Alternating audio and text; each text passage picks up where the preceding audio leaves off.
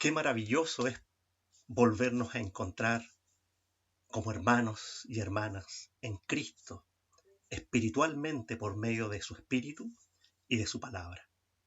Les saludo a todos ustedes deseando que la bendición esté sobre sus vidas y también la de su familia. Y que la gracia del Señor les guíe a toda bondad, a todo crecimiento y a toda paz. Hoy quiero reflexionar en torno a la victoria de Jesús en la cruz, basado en Isaías 53, del 1 al 12. Y esta reflexión apunta principalmente a que nuestra mirada de la vida, de los acontecimientos, en general de la humanidad y de la propia, esté centrada y alineada en la propia mirada de Dios que Él tiene para todos nosotros. En este sentido, cuando hablamos de mirada, cada uno de nosotros ha desarrollado diferentes opiniones con diversos aspectos de la vida. Y estas opiniones uno las ha podido procesar porque hay un conocimiento previo que hemos ido adquiriendo a través de la vida, pero también es nuestra propia experiencia que vamos teniendo al pasar los años, pero también con todos aquellos que influyen sobre nosotros, que pueden ser personas, que pueden ser medios de comunicación y de tantas otras fuentes que finalmente uno se construye una idea de la vida. Cuando nosotros opinamos acerca de cualquier tema, normalmente uno se encuentra con otra persona que opina diferente. Y viene, hablemos, una discusión sana, amable, de altura, ¿ya? Donde finalmente la conclusión llega como algo como esto. Está bien, esa es tu verdad, pero yo tengo la mía. Y se acabó el diálogo. Y a mí me surge una pregunta. ¿Es la verdad de las cosas tan relativa para que cada uno desarrolle diferentes opiniones con respecto a la vida, cómo plantearse en la vida, cómo enfrentar la vida? ¿Es tan diverso? Creo que en esto nos equivocamos cuando tratamos de hacer de todas las cosas relativo, que todo es relativo en la vida. Y en la vida hay cosas que no son relativas. Uno nace, se desarrolla, finalmente muere. No es relativo. Uno necesita las cosas básicas para vivir. Eso no es relativo. Uno necesita también a su vez medios para poder subsistir. Eso tampoco es relativo. Entonces, la vida tiene grandes verdades. Y en estas grandes verdades es increíble que desde el punto de vista de la fe también se van haciendo cosas que son relativas. Y lo que nosotros nos encontramos, sin duda, entre la humanidad y Dios mismo, hay una tensión de las miradas que son muy diferentes. Y estas miradas es increíble. Para el no creyente es increíble que Dios está lejos de su vida y por lo tanto su mirada de la vida es temporal, el ahora, es material y es una mirada también muy egocentrista y que cae en el egoísmo y velar por lo suyo propio. ¿Ya? Pero cuando nosotros vemos que en el grupo de los que son creyentes, es increíble que también esta mirada de la fe no está tan alineado a la propia mirada de Dios, lo que Dios desea para la humanidad. ¿Por qué? Porque sin duda los creyentes hoy en día tienen una fuerte influencia del secularismo. ¿Qué significa esto? Que las propias concepciones que tienen de la vida se ha ido desarrollando por el mundo de hoy, por el siglo de hoy, por lo que entendemos como vida y cómo debemos plantearnos en esta vida. Entonces, este mundo que está viendo los avances de este siglo, las vivencias de este siglo, los intereses de este siglo, dejan de lado a Dios. Pero es increíble que esto está muy permanente en la vida de los creyentes. Y a este grupo yo quiero referirme, la influencia del secularismo en la fe y la visión de vida del creyente del día de hoy. Sin duda hay cosas que tenemos muchas influencias, o sea, no nos cabe duda, o sea, esta globalización, apertura al conocimiento ha influido sobre nosotros. También las grandes verdades que el mundo científico nos ha dicho a nosotros, hay cosas que no podemos negar de los grandes entendidos de las diferentes ciencias y también de las diferentes artes que son verdades para la humanidad. Pero ¿cómo conciliamos eso con Dios? Muchas veces está separado uno de otro y que no nos permite ver lo que Dios quiere hacer. Y en esto el mundo cristiano entra en tensión, mucha tensión. Quiero acordarme solamente de un tema de muchas experiencias de creyentes que eh, ingresan a carreras universitarias donde tienen que estudiar ciencia, y también fue mi propia experiencia personal cuando nos sentamos en una clase de biología y se nos plantea el tema de la evolución y donde finalmente tiene sin duda un sesgo, donde la enseñanza apunta hacia una evolución sin Dios. Eso ha causado mucho daño en la vida de creyentes jóvenes que han abandonado su fe, que han dudado de su fe o han debilitado su fe. En mi experiencia pasó lo mismo. Cuando me senté era un joven de 18 años, hace muchos años atrás. Ya ahí estaba sentado en mi clase y comienzo a estudiar esto y me doy cuenta de que mi fe es desafiada. Yo lo único que sé es que respondí como Job en aquel tiempo. Yo sé que mi Redentor vive. Y en eso tuve paz para enfrentar y con los años tengo respuesta a todo ese tema, cosa que no voy a tratar aquí, en otro momento lo vamos a conversar. Bueno, entonces a lo que voy es que hoy día el creyente, estoy hablando de cristianos, de los que tenemos fe en Dios, independiente si van o no a alguna congregación, si son miembros de una iglesia, independiente si son más conservadores o más carismáticos, independiente si tienen una regularidad de participación. Me estoy refiriendo al que cree en Jesús como su Señor y Salvador, que somos todos nosotros, ¿cierto? Los que profesamos una fe. En estos, los creyentes, tenemos un problema en nuestra fe, porque nos encontramos con una fe que está ofuscada. O sea, ¿a qué me refiero con esto?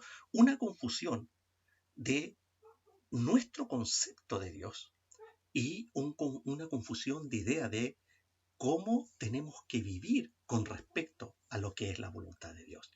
Y en esto quiero basarme en el texto bíblico de Isaías 53, para hacer énfasis, como les digo, en el tema de visiones. ¿Ya? El texto tiene mucha riqueza, ¿ya? Tiene mucha riqueza desde la muerte expiatoria de Cristo, del sacrificio de Cristo, de la obediencia de Cristo, de la voluntad del Padre, del sufrimiento. Tiene mucha riqueza, pero yo quiero centrarme solamente en este campo que tiene que ver con las visiones.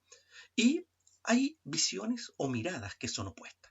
Así como en la vida, como le explicaba anteriormente, y la visión que sin duda nosotros nos enfrentamos como creyentes con la visión de Dios. Y uno se pregunta, ¿y quién tiene la razón? La verdad es una y existe. Si yo lo llevo al mensaje de Jesús, Jesucristo dijo, yo soy la verdad, y creo que no puedo negar eso, ¿cierto?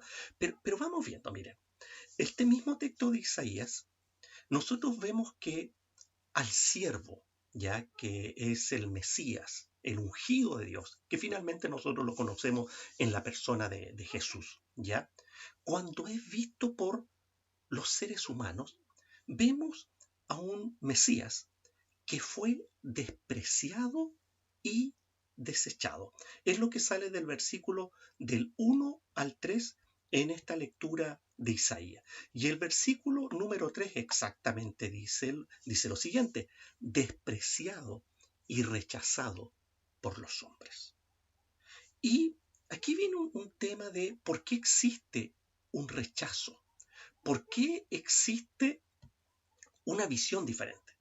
Primero, el pueblo judío de aquel entonces esperaba a un Mesías con fuertes dones de liderazgo, pero que apuntaban hacia un liderazgo de un líder político, ya, y a su vez un líder militar, para que pudiese, uno, derrotar al imperio romano que en aquel entonces lo ahogaba y los tenía bajo su dominio, ellos querían una liberación de eso y por lo tanto querían un líder muy fuerte, ¿ya? Pero a su vez esperaban que este líder los llevara a las glorias pasadas para restaurar el reino de David y el reino de Salomón en toda su gloria. Y se ve que un Jesús no iba a cumplir esa expectativa. Ellos esperaban que aquel victorioso militar entrara como los generales romanos después de sus grandes campañas de victoria, de conquista de terreno, de sometimiento de pueblo, donde entraban a Roma con su caballo blanco, imponente, potente, con todas las riquezas, los presos que llevaban los presos de guerra, las riquezas, los tesoros, y entraban con toda su gloria y que el pueblo los aplaudiera. ¿Y con qué nos encontramos? Con un Jesús sencillo, humilde, entrando en un burrito y sencillo. El símbolo de ese burro es el símbolo de la paz. La gente no quería paz, la gente quería victoria. Pero también nos encontramos con otra realidad. Cuando la persona desecha el mensaje de Jesús y desecha lo que él está planteando, que tiene que ver con la visión de Dios, el plan de Dios para nosotros. El caso de la narración bíblica del joven rico que se narra en los evangelios, Mateo. Nos encontramos que hay un joven con una muy buena disposición a Dios y que le hace una pregunta a Jesús. Señor, ¿qué tengo que hacer para heredar la vida eterna? ¿Qué pregunta más sincera y honesta de parte de él? Jesús le dice que tiene que cumplir lo que la ley dice, ¿cierto? Y es, guarda los mandamientos, guarda la voluntad de Dios que está ahí, viva, y que es eficaz. ¿En qué? En la ley. ¿Y qué responde esta persona? Eso lo he cumplido desde mi juventud. ¡Qué maravilloso! Una persona honesta, sincera, que cumplía, sin duda, un buen ritual religioso de su época. Pero Jesús le dice, te falta una cosa. Vende todo lo que tienes. Todo lo que tienes. O sea, y aquí estamos hablando de bienes materiales, ¿cierto? Todo lo que tienes, véndelo, sin duda, haz caja, ¿ya? Y luego repártelo entre los pobres. La persona se puso triste, se dio media vuelta y se fue, porque tenía muchos bienes.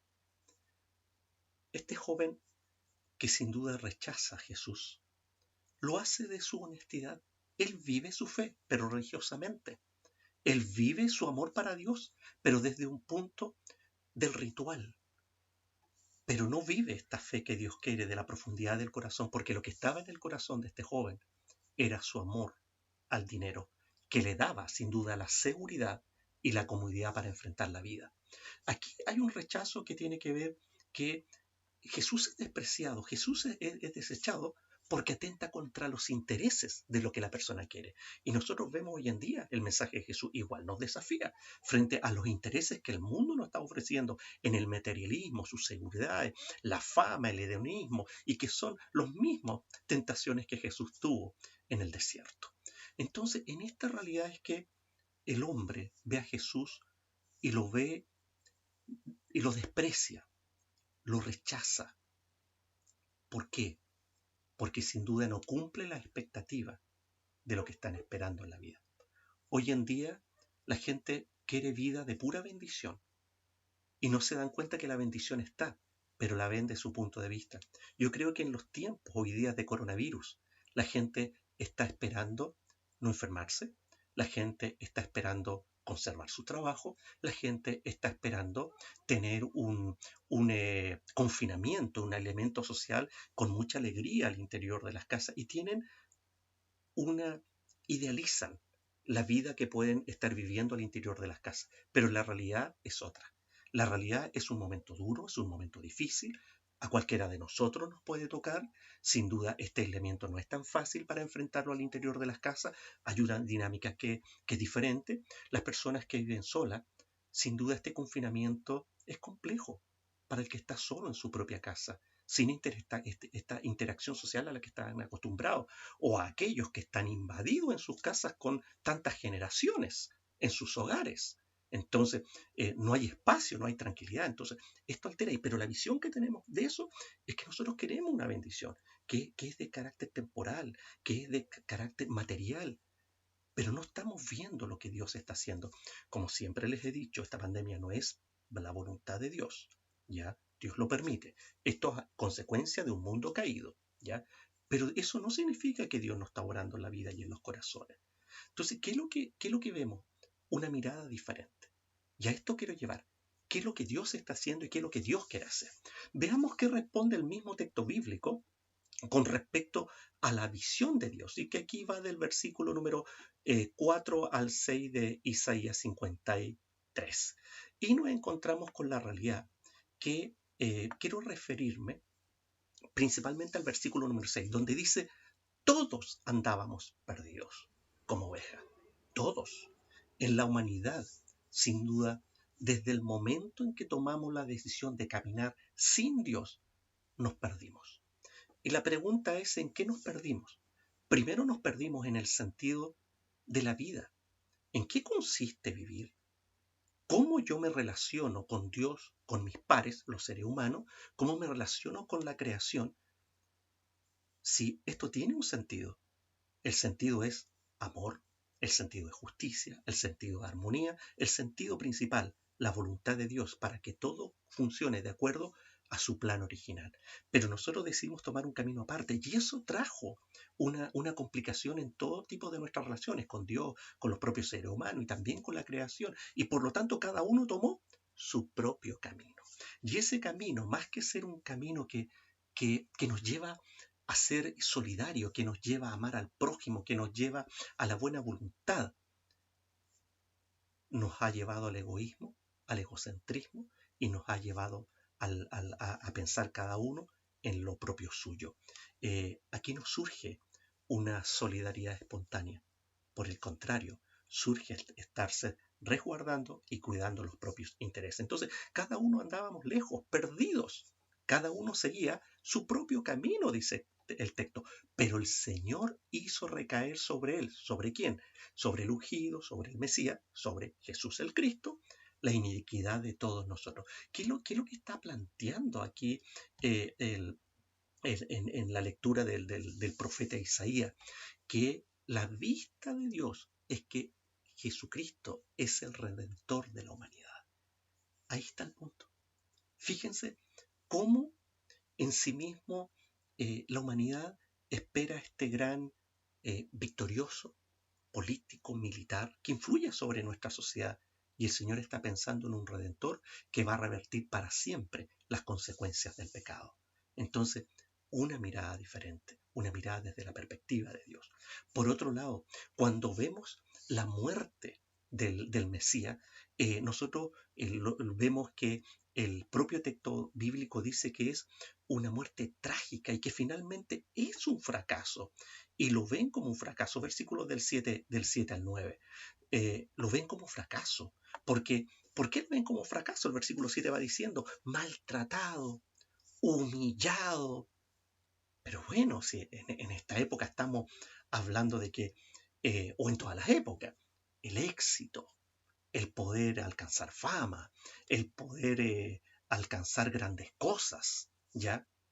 Y vemos que ni siquiera abrió su boca el Mesías. Guardó silencio. ¿Dónde está esta persona que es capaz de imponerse, hablar y defenderse? Guardó. Y como cordero, de todos los que hemos tenido la oportunidad de ver a un cordero, tienen un carácter muy apacible. Y en el momento de su muerte, se entregan a la muerte. Algo muy impactante, hermano. Cosa que me tocó vivir en el sur de Chile hace muchos años atrás.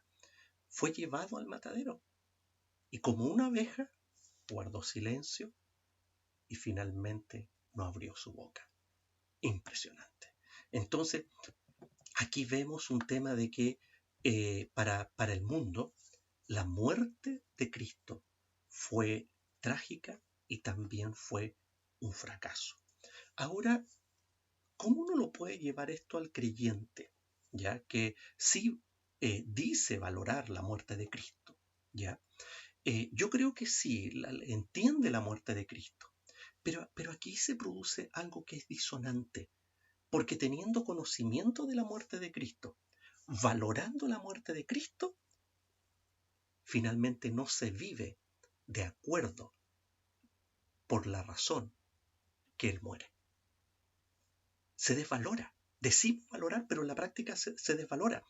Tenemos un doble discurso y, como diría sin duda en el mensaje a las iglesias del Apocalipsis, somos como tibios. O sea, ni frío ni caliente. Creemos en Jesús, pero no vivimos de acuerdo a esa fe.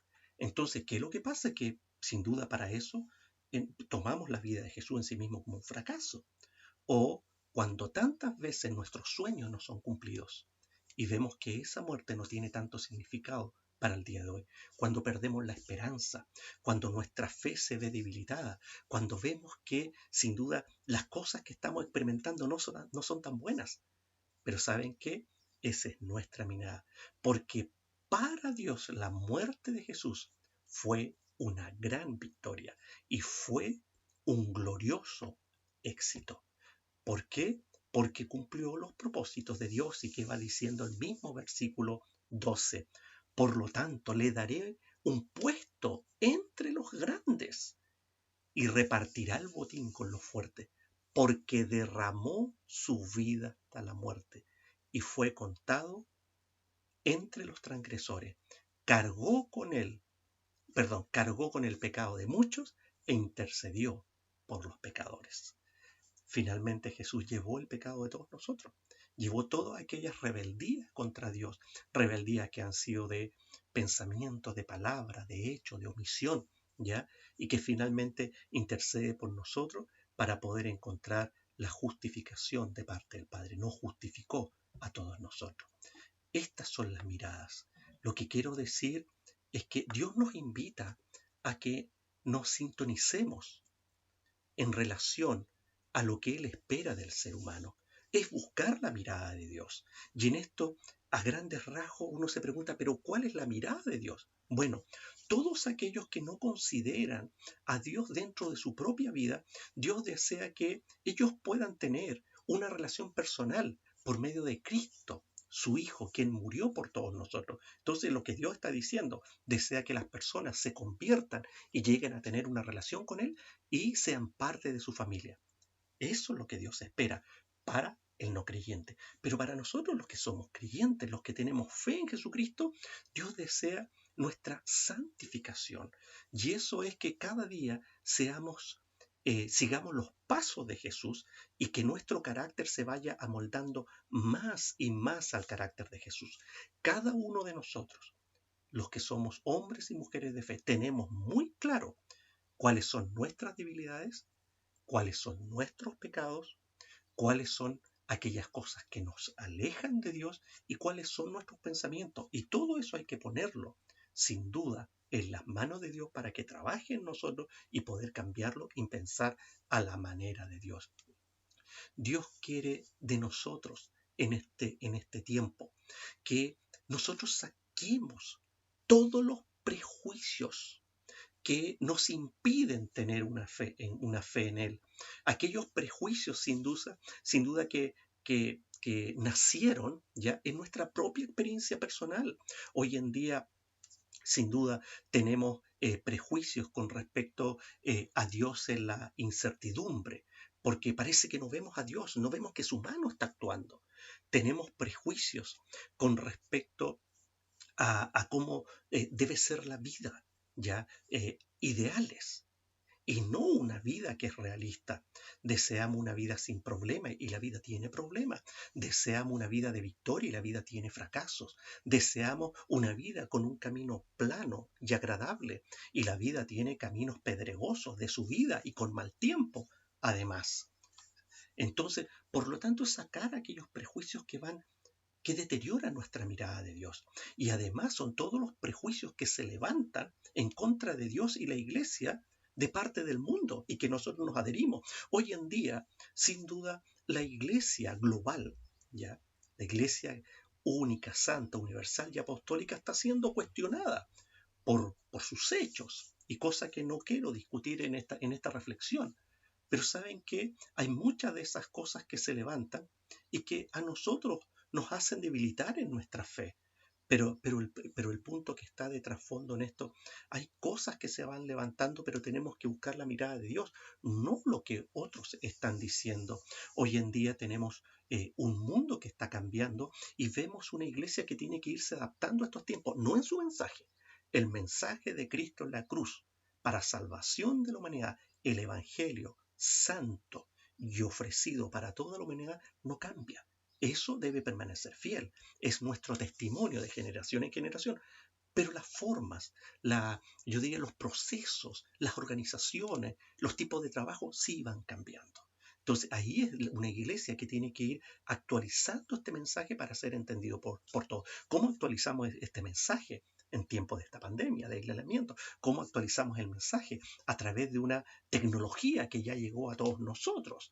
¿Cómo actualizamos este mensaje en un mundo globalizado, en un mundo que ha cambiado? Entonces, es romper nuestros prejuicios. Y yo creo que la gran tarea que nosotros tenemos esta semana para meditar es cuáles son los propios prejuicios que cada uno de nosotros tiene con respecto a Dios, con respecto a nuestra fe y los prejuicios que hemos desarrollado con respecto a la misión de Cristo, con respecto a nuestro rol y nuestro servicio. ¿Cuáles son aquellos prejuicios que sin duda colocan un freno en nuestras vidas y que no nos permiten vivir esta plenitud, ni el gozo, ni la gracia de Dios? Y a veces, lo que es peor, ni siquiera estamos alineados con la misión de Dios para salvación del mundo. Entonces, busquemos la mirada de Dios, busquemos rompiendo nuestros prejuicios, cambiando aquello que entorpece nuestra relación con Dios. ¿Saben? La victoria de Jesús en la cruz es indiscutible. Jesús venció, triunfó, y eso es una realidad. Y venció, triunfó ¿a quién? Primero al pecado. Qué maravilloso. El plan original de Dios de revertir las consecuencias del pecado y vencer al pecado se cumplió desde el principio de la creación hasta que finalmente pasaron siglos y Cristo lo encarna este vencimiento. Cristo vence la muerte porque experimentando la muerte resucita. Cristo venció al mundo con sus intereses, sus egoísmos y también venció al propio mal. Entonces Cristo es un triunfador. Pero fíjense, este triunfo no es como el gran general romano que llega en su caballo blanco, sino que es un triunfo de humildad, sencillo, para bendición de las personas. ¿Qué significa este triunfo para nosotros en nuestras propias vidas? Llevarlo a esta sencillez, humildad que Cristo tiene para nosotros y enfrentarnos a una renovación espiritual. Este tiempo, hermanos, este tiempo que no nos podemos encontrar, este tiempo que también ha experimentado la iglesia a través de los siglos. No somos los únicos, no somos los primeros, no seremos los últimos. Hermanos, es para que vivamos una renovación espiritual. Y esta renovación espiritual coloquemos la centralidad de Cristo. Por eso traje este texto bíblico, porque en Isaías 53 vemos la centralidad de la muerte de Cristo para nuestra propias vidas y también para la humanidad. Dejemos que el Señor sea el centro de nuestra vida y que dejemos de lado nuestras angustias, nuestros prejuicios, nuestras preocupaciones y descansemos solamente en Él. ¿Por qué? Porque Cristo es el gran vencedor. Hermanos y hermanas, sin duda, la gracia de Dios está sobre nosotros y nunca nos olvidemos que Cristo cargó con el pecado de todos nosotros e intercedió por cada uno de nosotros. ¿Para qué? Para que podamos volver a Dios, tener vida en Él, no solamente una vida en el presente con sentido, sino también una vida en el futuro llena de esperanza y de vida eterna. Hermanos y hermanas, deseo que tengan una muy buena semana y que el Señor les llene de su paz y les llene también de su gozo. La alegría, la paz y el amor de Dios y su bendición esté con ustedes y también con sus familias.